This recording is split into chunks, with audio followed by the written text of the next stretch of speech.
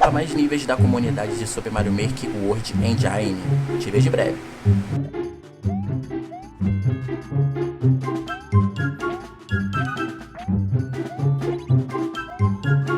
Um,